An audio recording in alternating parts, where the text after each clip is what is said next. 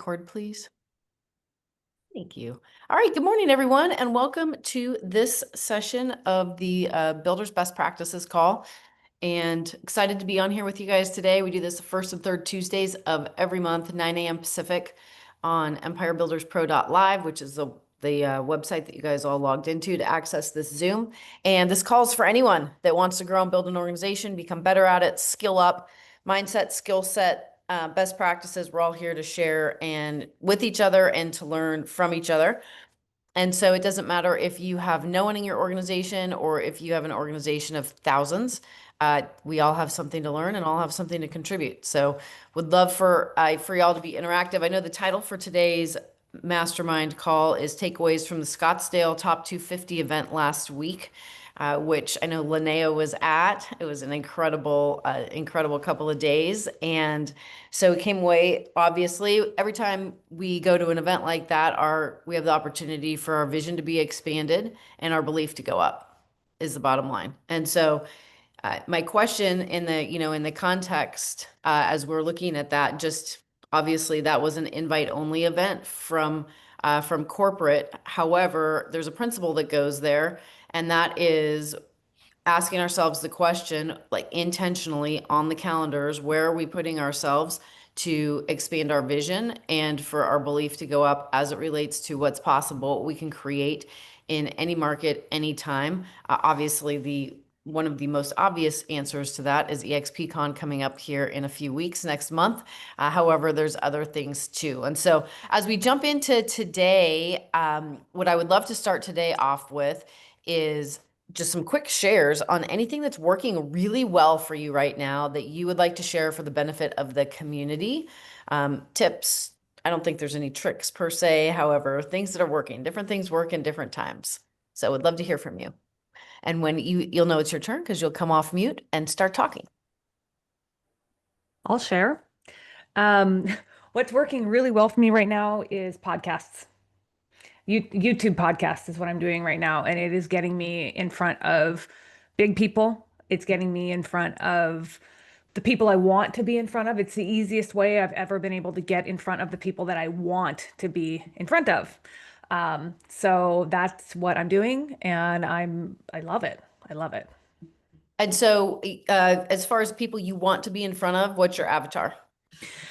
So I'm looking for, there's two. I'm looking for a performing real estate agent who is willing to do whatever it takes to get to the level that they want to get to. So there's that. And then the second is the leader who might not be necessarily in real estate, but influences real estate agents. So they influence, marketing, they influence lead generation, they influence real estate agents in some way, shape, or form. So it's kind of like two different people for that purpose. I love that. One of the things that about the avatar that you just mentioned about performing real estate agents that are willing to do whatever it takes. I was just, it was yesterday morning. Yeah, I was being interviewed on a call for another organization, and they were talking about if you could have systems and if you could have systems or you could have desire, which one would you take? And I said desire all day long because systems aren't going to build an organization. Desire will, and it'll be messy. Ideally, you want both, Yep. right? And so Yep. if you have somebody who's internally motivated, that's the feeder that is the top end part of the funnel. So love that. All right, who else? Thank you for sharing, Linnea. What else is working for you guys right now? Hi, Brooke Leone from Miami. Hi, Brooke. I I think genuine connection has been working really well for me. Just getting that one-on-one time with agents, not about growing or EXP, but of course, it always comes up because I'm so passionate about what we build and what we have to offer. I love team leaders and brokerages because I was a team leader myself and I felt the pain points of wanting to do my own production, but also wanting to provide amazing training and support for agents that were on my team and having it super pretty and polished because I saw so many beautiful training programs and I thought I had to build it all by myself. So now I'm just trying to attract those leaders that and plug them into the amazing systems we have so that they Okay. can do what they do best, go connect. I love that. So there's, I don't remember who said it, that the person we're most adequately equipped to help is the person we used to be. Yes. Love that. Thank you for sharing. Who else? What's working for you right now?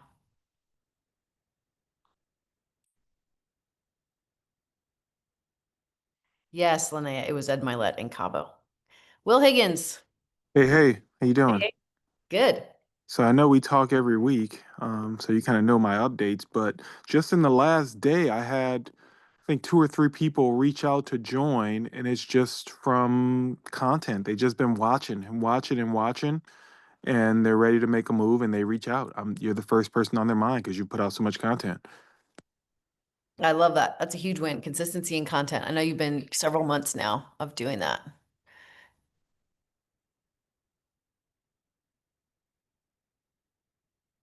And Linnea says you have great content too. Thank you. Okay, we'll take one more before we move on. I'll go, but I don't. Is this about agent attraction, production, all of it? What is this about? We're talking about what's working or a win right now as it relates to, yes, this is Okay.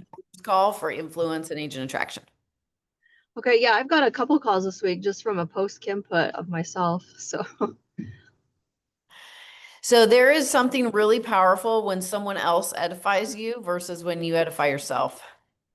And that is a really, really, it's like in a conversation, the things you don't want to say about yourself, but that if somebody knew, it would be influential for them to know. But it's awkward when you say it about yourself. Same thing with recognition. So I love that you're getting leverage from being edified from someone else and exposure. It's really the most effective way to do it. That's exciting. yep. Very cool. Okay, so Linnea, feel free to chime in on anything because I know you were in the room as well, and there was a lot of stuff, a really lot of stuff. So one of the things, and this is a question of how you would use this in an agent attraction space. So I'm going to share what was shared, and then I'm posing the question. So when Leo spoke, he said 33% of every homes purchased Q2 2025 was sold to an investor. And that if you don't have an investor division as a leg of your business, you're leaving 33% of the transactions on the table. So my question in the context of agent attraction and building is how would you utilize that piece of information about what's happening in the market and where 33% of the transactions are happening in an agent attraction context?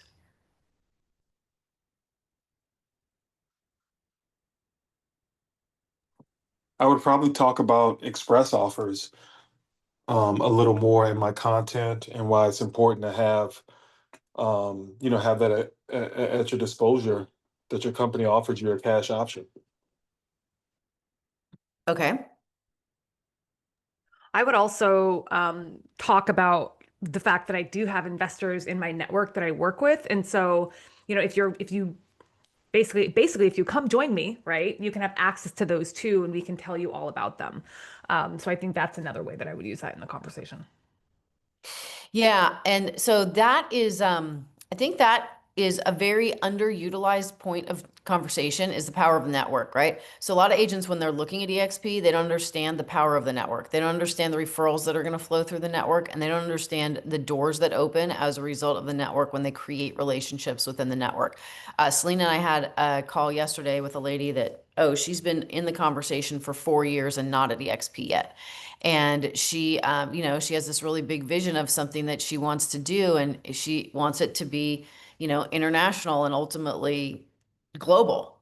And so in order to do that, like you can attempt to go build your own networks, or why wouldn't you step into a network and a platform where that all that's already been built over the course of years and be able to now step into something already created versus reinvent it, recreate it. So I love that concept, Linnea, of you having investors in your network that positions you now as a valuable resource to agents that may be looking to capitalize. And if you had messaging going out to the marketplace, that 33% of every homes, were purchased in Q2 this year by investors. And what does that mean for agents? And how do you pick up on more of that business? That can be a great door opener into conversation topics with agents that are looking to be more busy and more productive that possibly aren't capitalizing on that sector in the marketplace. Great. Any other ideas on that before we move on? I think the other thing that's important about that is like the more you talk to investors, the more you understand how many different options are out there. So I think it's like for people who have, like right now, I have quite a few people who have properties that they can't sell because of price for so many different reasons. And I know so many more options available to them. So just kind of like educating other agents about different options that I might have. Does that make sense? Yeah. Yeah. Yeah. That makes great sense. Okay. Any other last thoughts on the investor conversation as it relates to agent attraction before we move on to what's next?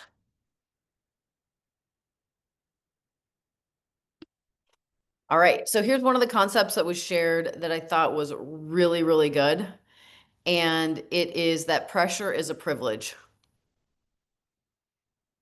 Pressure is a privilege because it means that you are relevant.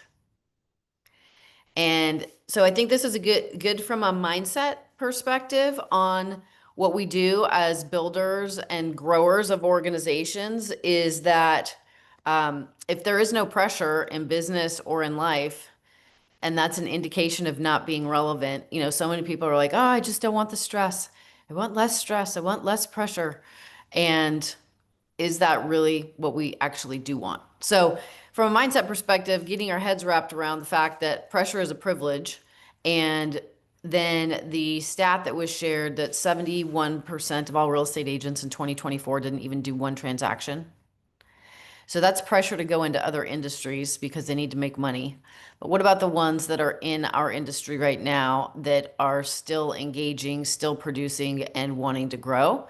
There's a different context and a different conversation around pressure that sits there as well, right? And so one of the things that, and this was a conversation recently with somebody that I've been in, and Rick was, and we were together.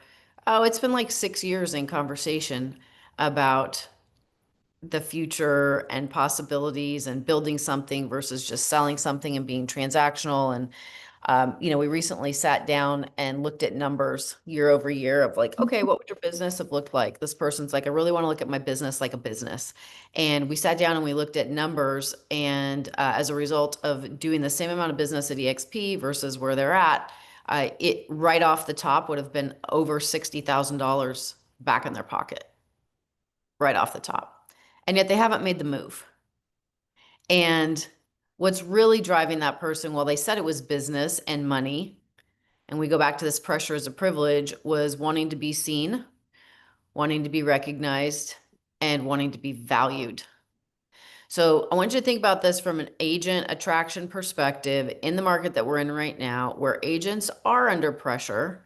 If we look at pressure as a privilege, because it means that we have a relevant space in the marketplace. The question then becomes, what are we bringing in conversations to agents that can help move and support them?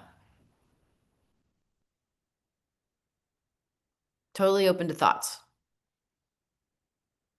Can I just add that he also said in that same stat, he said that pressure allows you to become pressure leads to mastery is what he said. He said so like the more pressure you have, the more pressure you have to master a skill set. So I think that was really important too. That's kind of what I took away from that. Yeah. The note that I had after that was success doesn't lighten the load, it sharpens the edge. Yeah.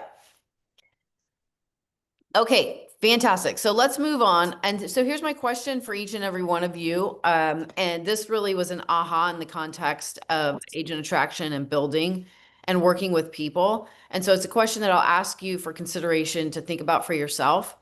And that question is, what are my God-given talents? Like, what are the things that you have strength around that you've developed over the course of your lifetime that are natural to you? and the things that you know that you know that you know that you know and that you're really great at.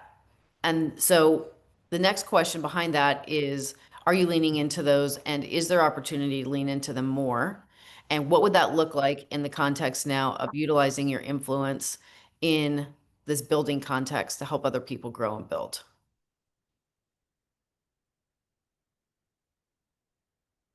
So I'll tell you an aha that I had around that in Scottsdale, and that was the day before. So I went in early because I have part of our organization is there, and they're very involved in NAREP and Women's Council of Realtors. They, are actively selling, and they said, "Will you come in and do a luncheon and do a training that will be a soft attract to show the community that we have of the people that we're in business with without it being about EXP, have a luncheon, and then do like a soft model explained at the end."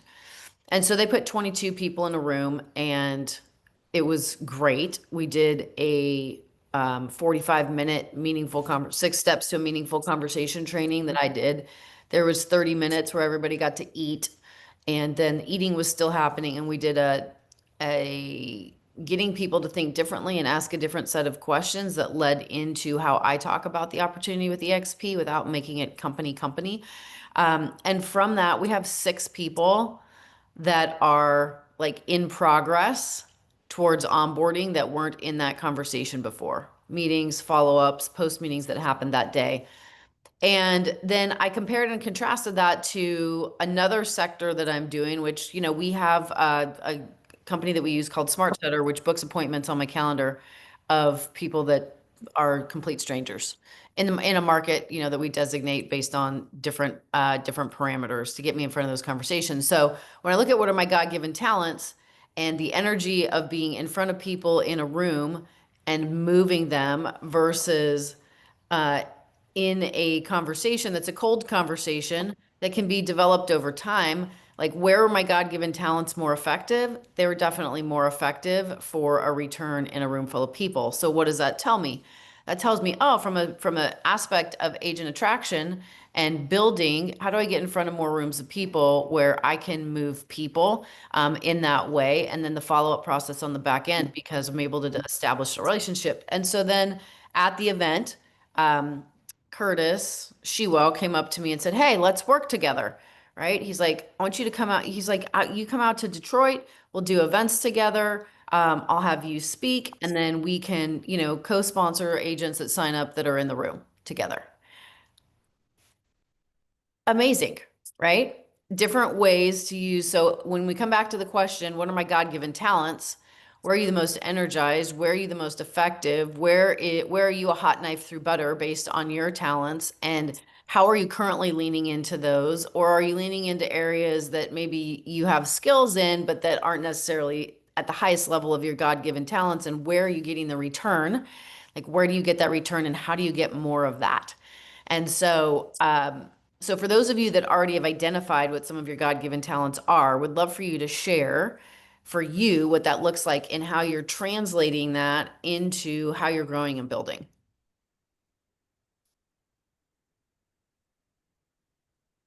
Come on, Linnea. I was gonna say she's coming off mute. I know you're in action. I don't want to be the only one to talk. So, but You're just the first one. We're gonna have more, sure. Yeah, so my God-given talents are I am a teacher and a strategist. And so, I help real estate agents, like I help them like essentially next level, right? So using system strategy, whatever, all this stuff. I can go into the whole like spiel, but I don't need to. But essentially, yes, am I leaning into that? Absolutely. Right. Absolutely. I do it through coaching. I do it through my organization. I do it through my content. So yes, the answer is absolutely. I lean into it. And are there ways that you see that you can take that to the next level? And if so, what would that be?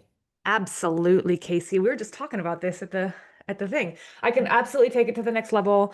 And a lot of it is, like kind of following Will's example of distributing. Like I think Will, you do really good at like distributing your content in a way that's like engaging, right? And so I think that's how I can next level what I do is, create content in a different form, like practice different types of content and get it out there and distribute it in a much more massive way.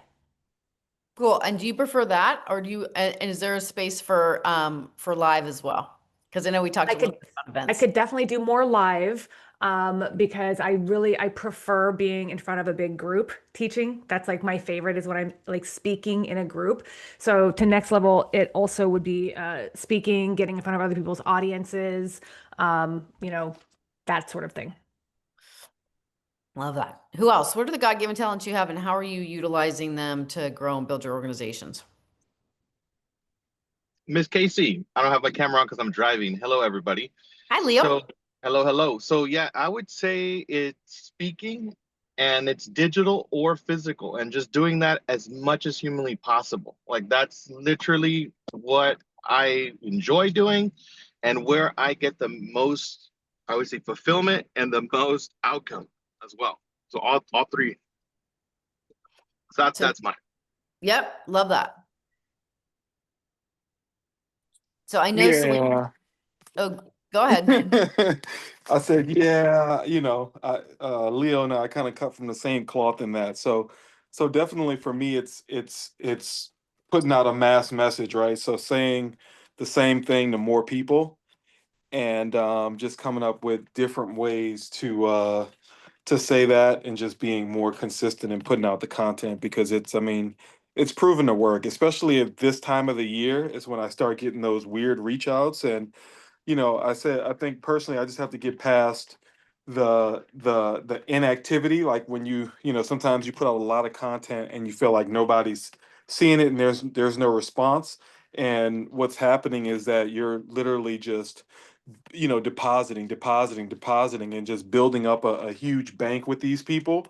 And then as soon as they're ready to do something, you're top of mind, and that's the result. So just patience with your content. I love that. Delayed gratification. Yes, delayed gratification is huge. Okay. So anything else on God-given talents and how you're using those, or how you could use those at a higher level that anyone would like to share before we move on? Can I just say, I don't know if it's a higher level, but something I'm excited about. And by the way, Will, you were speaking at Build LA, and I loved what you were saying on stage. So thanks for sharing that day. And as I'm looking through, I'm like, okay, yeah, I saw you speak at Build as well. But what I think as far as like the God-given talent, I think different. One thing for me coming from radio and just media and different things is I've been in radio 26 years, and early there used to be more hands-on and grassroots. And so I'm excited locally to start doing a campaign that is getting back to the neighbor aspect, the grassroots, getting back to basics. I think now is a perfect time to where you can incorporate AI, you can incorporate digital, but I think also there is a generation and there is a seller out there. And I think I got this from the EXP, like the express offers kind of technique, to where I'm looking at another grassroots way to look at distressed properties and look at a different type of messaging that I can do to get at the potential seller. So I'm excited about that. I don't know if it's next level, but it's so basic that sometimes going back to basics is actually next level now. So yeah, that's just what I wanted to share. Yeah, no, I love that. And it is like anything in life is a mastery of the basics, except for people get bored with the basics, so they don't actually ever master them to create mastery level success in anything. So if you look at that, you look at that in sports, you look at that in business, it's so, so true. Okay, here's the next concept, and I think it's a really great concept. And this is one that comes up so much in the context of attraction and recruiting. And the statement was made, you can judge the level of success someone will have in their lifetime based on the number of awkward or difficult conversations they're willing to have. You can base the level of success that someone will have in their lifetime based on the number of awkward or difficult conversations that someone's willing to have. And so I want you to think about this in the context of attraction and recruiting, and how many times we might make it about ourselves because we don't want to disrupt the apple cart. We don't want to come across as pushy. We don't want to be rejected. We don't want to not be liked. We don't want people to look at us in a different way than we want to be perceived. We fear, our brand, right? Which is a totally inward focused on self context to come from. And so if we move that to an outward focus around what that statement is, I want you to think right now of the people that you have in your life. Who's willing to get in your face? And I don't mean get in your face like be obnoxious and chew you out, get in your face. I mean, who do you have in your life right now that's willing to tell you the truth? The truth that is important for you to see and to look at that maybe you don't want to look at, and the reality of a conversation that most people are not willing to have with you because it's hard. So if you have more than 5 people in your life that are that for you right now, raise your hand.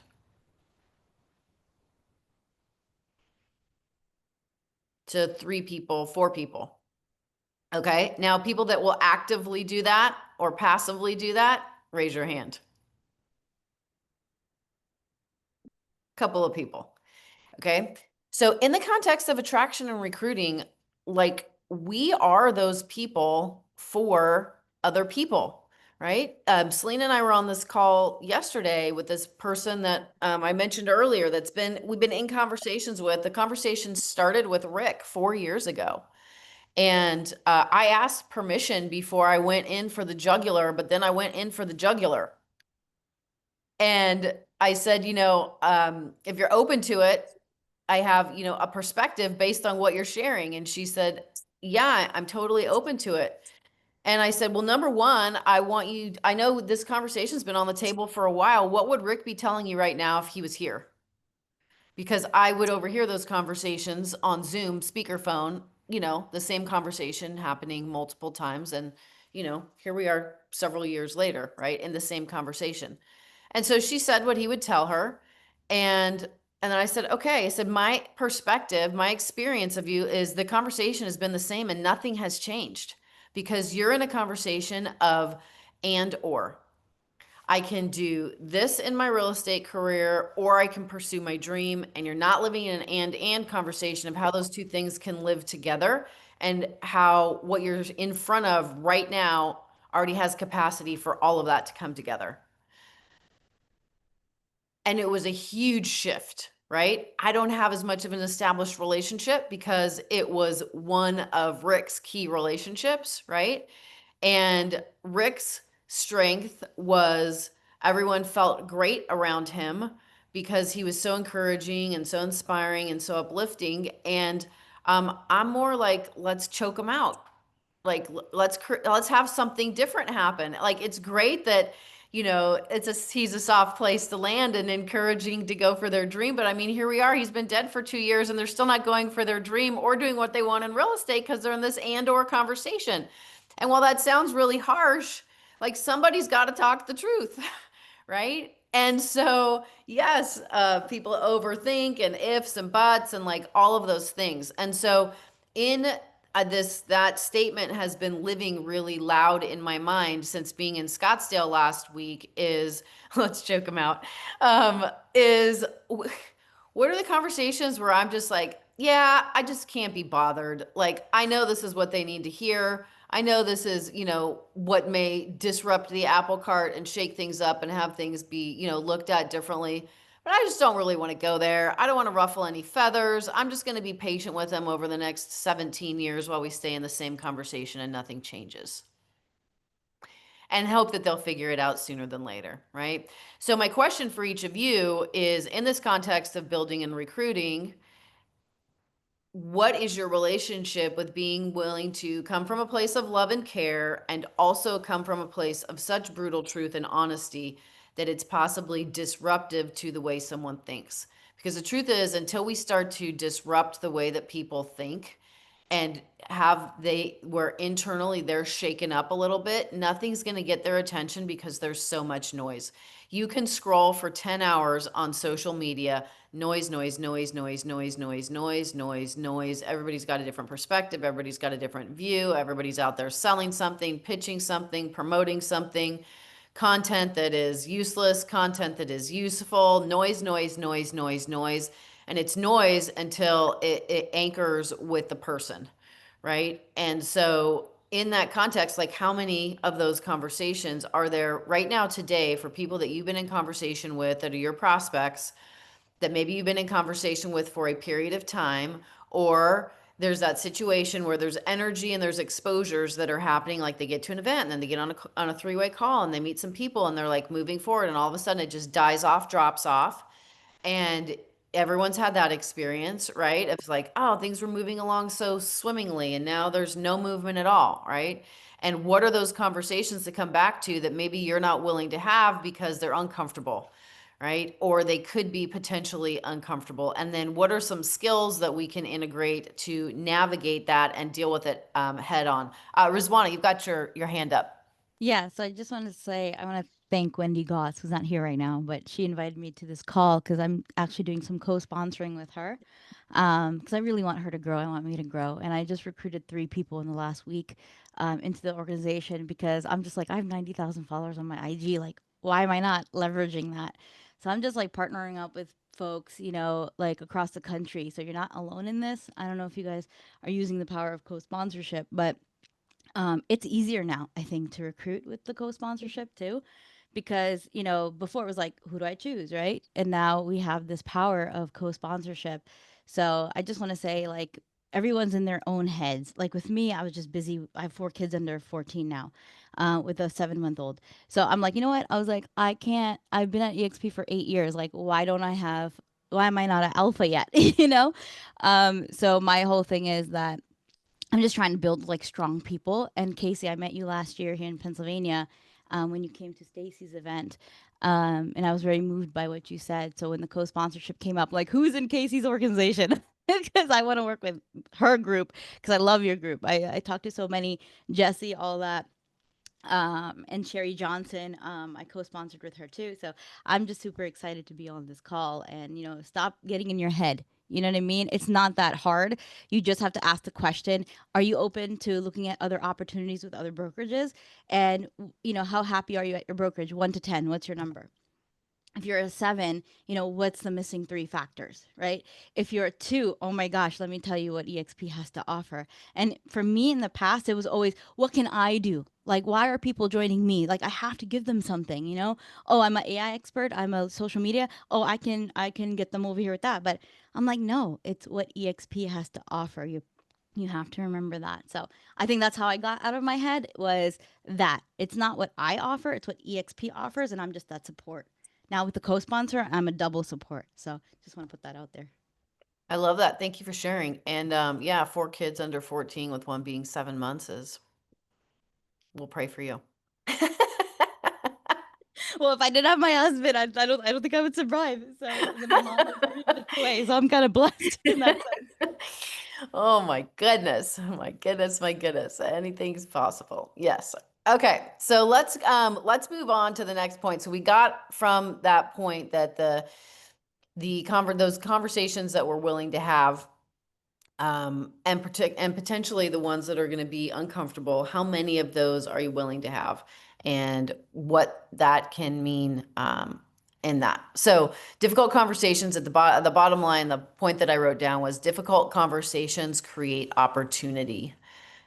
Difficult conversations create opportunity. And so I want you to think about this also in the context of organizations where you have leaders that you're going to have breakdowns in relationship internally in your organizations.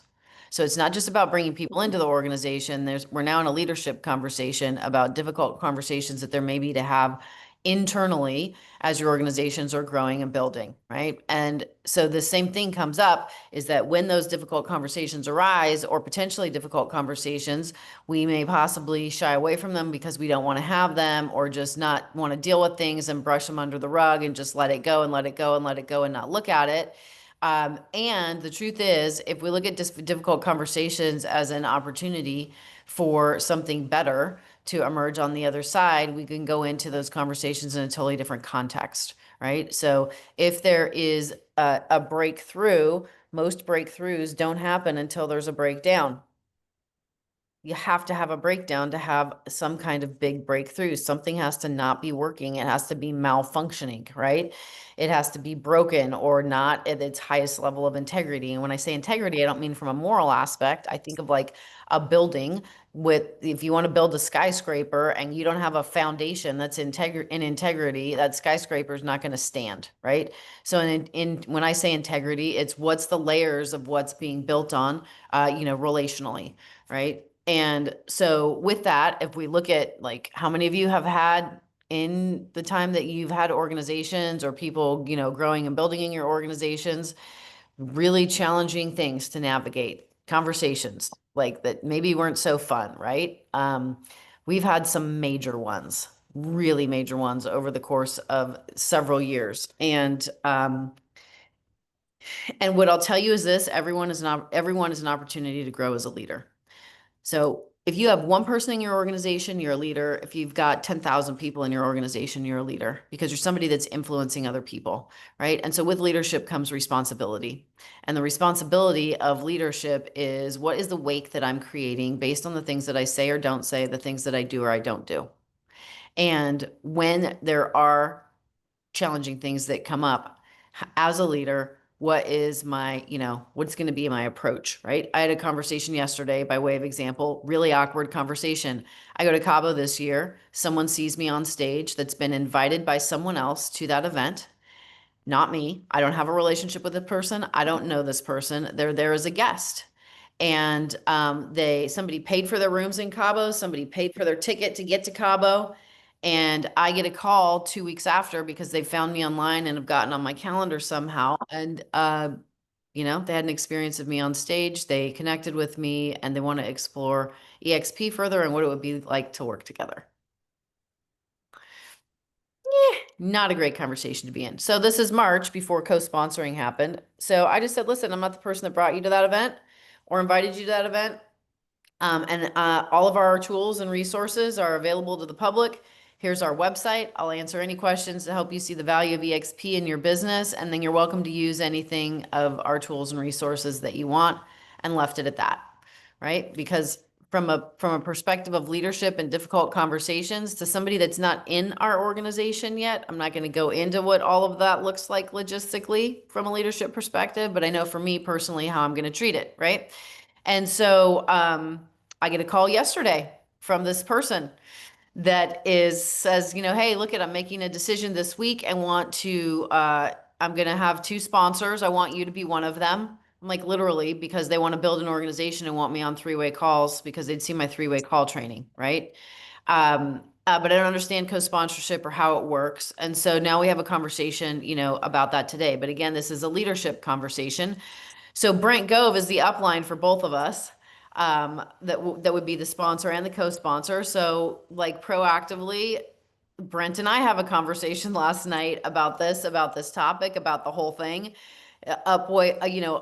upside down, downside up, all of the different, possibilities in the conversation. We align together as leaders on what's going to happen moving forward, and the approach and what that conversation will look like today at 3:30 that hasn't happened yet. Right. So, I mean, that conversation with Brent last night was at 7:30 p.m. after my day was, done. However, important conversation to have, right? So if we go back to this idea that was presented at the Top 250 Mastermind, that difficult conversations create opportunity, there's multiple layers of opportunity that get created that sometimes we look over. And in the example I just gave you, the opportunity is for me to strengthen my relationship with Brent based on us having that conversation. For me to build a partnership and relationship with whoever that person is that's going to be the second sponsor. For me to do the right thing from my perspective and my set of values, from a duplication perspective, from the person that's not yet with our company, that's looking to come into our company and our community, and what that conversation is going to look like as they integrate in here. And then like proactively, these conversations that happen that can avoid what would otherwise be breakdown, right? Because you can see how if those conversations weren't proactive and happening in a proactive manner, that it might look or feel differently. And so when you come and build a business, and you got to think about this from my perspective, we build don't give up the tomorrow that you want for today. And meaning that it's going to take you years to grow, develop, build an organization that's going to scale and do big things, right? And so 5, 7, 10 years at least, right? Depending on what your vision is and what your goals are and the people you attract and the focus and concentration and intention and attention that you give in the growth and development of that. And so every step along the way, there's going to be different levels of difficult conversations from an internal perspective of leadership that there are to have, whether that's with agents that haven't yet joined us, agents that we're in partnership with, like how much in communication are you with the person that's 1, 2, 3, 4, 5, 6 levels above you? How are you working with them? How are you working with them in collaboration? How are you working with them to be stronger and be better? How are you receiving support? How are you giving support? All these different things come up. Okay, so moving on from the difficult conversations creating opportunity is this. I thought this one was really, really fantastic. And so there is, and I talked about this, I don't think I talked about it on the last call, but this is on the topic of AI. And so there's so much going on with AI and how we can utilize it to be better and faster and more educated and take our businesses to the next level. And so there is a couple of things that I took away that I thought were really great is that in this world of AI where everybody has, depending on your ability to prompt the prompt, everybody has the same amount of information, can be the same expert and sound just as smart as the next smart rat next to him, without having to have any personal skills that come in with that. And so as we move more and more into that being a thing, what the people that are going to stand out are going to be the ones that have higher EQ, emotional intelligence. The soft skill of emotional intelligence cannot be duplicated by ChatGPT or anything AI. And so from this perspective, my question for each and every one of you is, what are you doing to take your level of emotional intelligence to the next level as an influencer and as a leader? Right. And, a lot of people say, well, what's emotional intelligence? For me, I look at emotional intelligence as number one, it starts off with awareness. How aware am I of myself and others? And then number two, it is how do I regulate my emotions? We all have had experiences personally or of other people where they're completely emotionally dysregulated and they're all over the map. They're not present. It's drama everywhere they go. There's, things are blowing up all over the place.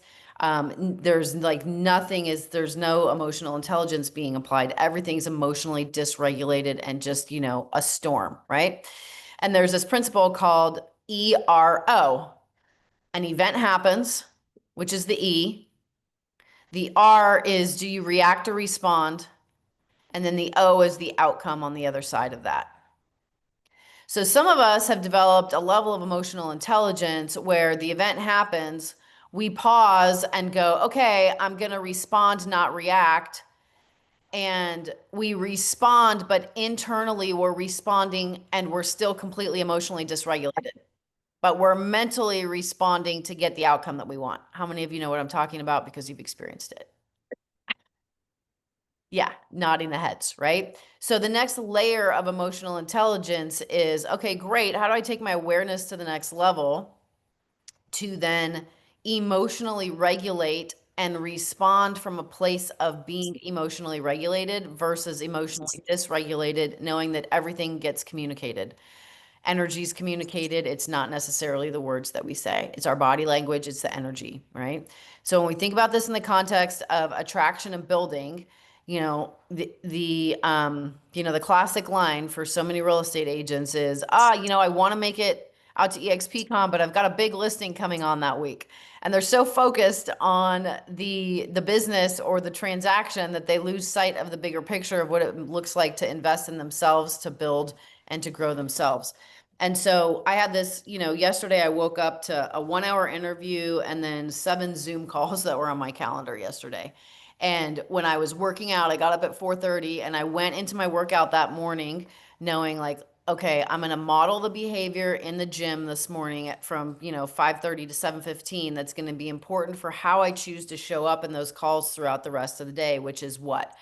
Stay 100% present in the exercise and the activity that I'm doing, regardless of how hard it feels. I've got to be the person that mentally and emotionally is out in front of the conversation that's happening on the other side, no matter what. Because if I'm going to lead and influence that conversation in this context of emotional intelligence, and an event's going to happen, events are happening in their lives, I'm going to have a response or a reaction that's going to create an outcome. Like, what is the mental capacity and physical capacity that's going to require of me to show up back to back to back to back to back to back to be effective in my day, not just to check those appointments off the calendar, to be effective in the day, right? And so from the top 250 mastermind, if we go back to all of this talk about AI and how to utilize it and utilize an influence, my invitation to each of you would be, look at where are you intentionally taking your emotional intelligence to the next level? What do you have in place for that? Is it a meditation practice? Is it personal development training that you're doing? I know multiples of you are going to be coming out to California this weekend for the PSI Basic that's happening in Pleasant Hill. Definitely going to be a jump in emotional intelligence for those of you that are participating in that. And in every other aspect as well. And to be very intentional about it, because if you think about it as something that's going to create a standalone experience for you in influence with other people in your life, and then who's going to be attracted to you. It's not going to be the spinning tops that are completely emotionally dysregulated, although they may be. It's going to be the people that are looking for solid leadership, with people that have their feet in their boots and that have a long-term vision and that give the experience of being real and vulnerable and yet unshakable. And that requires a high level of emotional intelligence. So while we're on this topic of that, would love for you guys to just share, for those of you that have an awareness around that or have been focused on that or doing things intentionally in that space. There's a book that I picked up at the airport. I don't remember which call I talked about it on. Oh, I think it was our Free Friday coaching call that I'll grab. So if anyone wants to have another tool and resource in that way, you can. However, would love to hear from some of you what you're doing intentionally in that space to take it to the next level.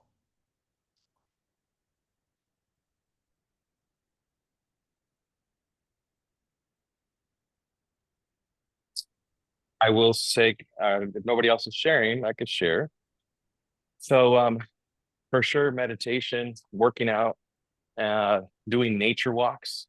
I do a lot of nature walks. Actually, I do at least one walk a day.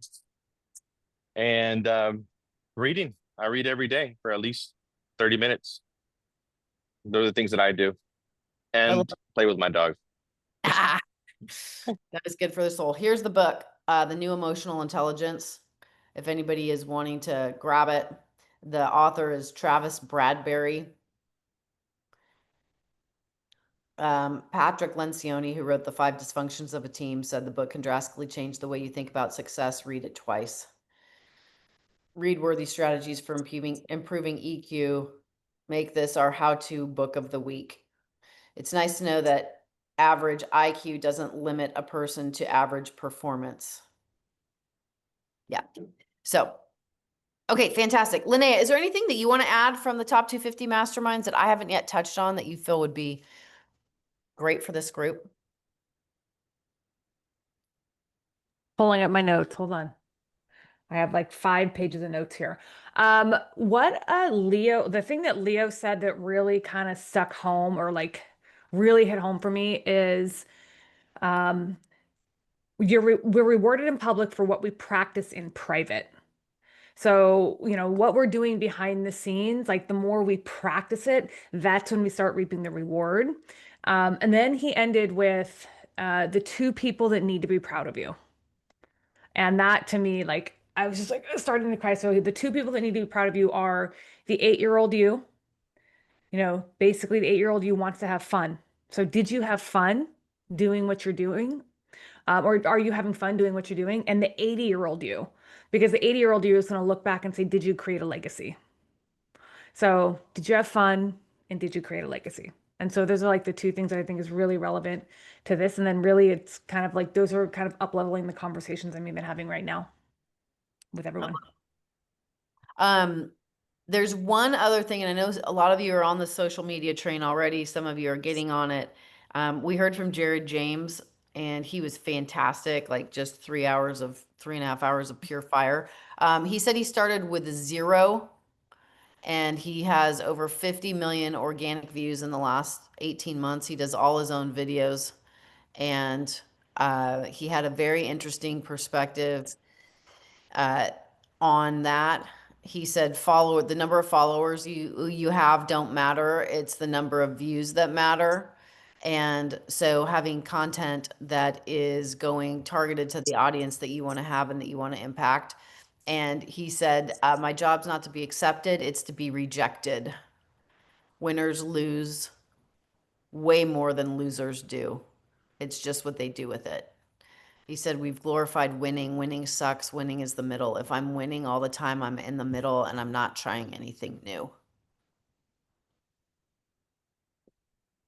So, some great takeaways from the top 250 mastermind. The rest of them were, a lot of it was production related, and some great stuff in there. And from a builder's perspective, I'm just looking at the last to make sure I didn't miss anything.